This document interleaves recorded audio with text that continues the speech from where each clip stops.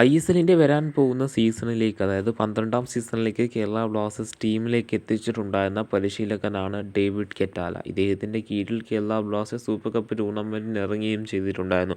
ആദ്യത്തെ ഒരു മത്സരത്തിൽ കേരള ബ്ലാസ്റ്റേഴ്സ് വിജയിക്കുകയും എന്നാൽ തൊട്ടടുത്ത മത്സരത്തിൽ, അതായത് ക്വാർട്ടർ ഫൈനലിൽ മോഹൻ ബഗാൻ്റെ ബി ടീമിനോട് പരാജയപ്പെട്ടുകൊണ്ട് സൂപ്പർ കപ്പിൽ നിന്ന് പുറത്താവുകയും ചെയ്യുന്ന കാഴ്ചയൊക്കെ നമ്മൾ കണ്ടിട്ടുണ്ടായിരുന്നു. ഇദ്ദേഹത്തെ ടീമിൽ എത്തിച്ച സമയത്ത് തന്നെ ഒരുപാട് റൂമറുകൾ വന്നിട്ടുണ്ടായിരുന്നു. സ്പാനിഷ് താരങ്ങളെ ടീമിലേക്ക് എത്തിക്കുവാനായിട്ട് ശ്രമങ്ങൾ നടത്തുന്നു എന്ന തരത്തിലുള്ള, അങ്ങനെ ഒരുപാട് താരങ്ങളുടെ പേരൊക്കെ കേട്ടിട്ടുണ്ടായിരുന്നെങ്കിൽ പോലും അതിൽ എടുത്തു നിന്ന് അല്ലെങ്കിൽ ഏറ്റവും കൂടുതൽ സാധ്യത കൽപ്പിച്ച ഒരു പേരാണ് സെർജിയോ കാസലിൻ്റേത്. ISL ജംഷഡ്പൂർ FC വേണ്ടി താരം ബൂട്ട് അണിഞ്ഞിട്ടുണ്ട്.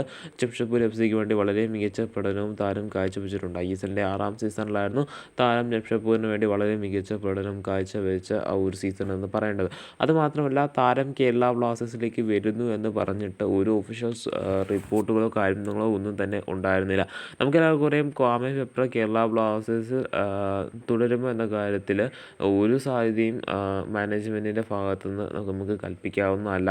ആ ഒരു സാഹചര്യത്തിൽ തന്നെയായിരുന്നു ഇദ്ദേഹത്തിൻ്റെ വാർത്ത പുറത്ത് വന്നിട്ടുണ്ടായിരുന്നത്. അതായത് സെർജിയോ കാസൽ കേരള ബ്ലാസ്റ്റേഴ്സിലേക്ക് എന്ന തരത്തിലുള്ള വാർത്ത വന്നിട്ടുണ്ട്. സെർജിയോ കാസലിനെ ടീമിലേക്ക് എത്തിക്കുകയാണെന്നുണ്ടെങ്കിൽ അത് കേരള ബ്ലാസ്റ്റേഴ്സിന് ഗുണം ചെയ്യുമെന്ന് എടുത്തെടുത്ത് പറയേണ്ടതാണ്. സെർജിയോ കാസലിനെ കേരള ബ്ലാസ്റ്റേഴ്സ് ടീമിലേക്ക് എത്തിക്കുന്നു എന്ന തരത്തിൽ, അല്ലെങ്കിൽ കേരള ബ്ലാസ്റ്റേഴ്സ് ശ്രമങ്ങൾ നടത്തി എന്നൊരു കാര്യം സത്യമാണെങ്കിൽ പോലും ഒരു ഒഫീഷ്യൽ സോഴ്സിൽ നിന്നുള്ള റിപ്പോർട്ടുകളും പുറത്തേക്ക് വരാത്ത സാഹചര്യത്തിൽ താരത്തിൻ്റെ സൈനിങ് കേരള ബ്ലാസ്റ്റേഴ്സ് നടത്തുമെന്ന കാര്യം ആശങ്കയിലാണെങ്കിൽ പോലും ട്രാൻസ്ഫർ വിൻഡോ ആരംഭിക്കുന്ന സമയത്ത്, അതായത് ജൂലൈ അല്ലെങ്കിൽ ജൂൺ മാസങ്ങളിൽ ട്രാൻസ്ഫർ വിൻഡോ ആരംഭിക്കുന്ന സമയത്ത് താരത്തെ ടീമിലേക്ക് എത്തിക്കുവാനായിരിക്കാം ഒരുപക്ഷെ കേരള ബ്ലാസ്റ്റേഴ്സ് തീരുമാനം എടുത്തിരിക്കുന്നതെന്നും കൂടി എടുത്ത് പറയേണ്ടതാണ്. ഒരുപാട് റിപ്പോർട്ടുകളാണ് താരത്തെ കേരള ബ്ലാസ്റ്റേഴ്സ് ടീമിലേക്ക് എത്തിക്കുന്നു എന്ന തരത്തിൽ പുറത്തേക്ക് വന്നിട്ടുണ്ടായിരുന്നത്.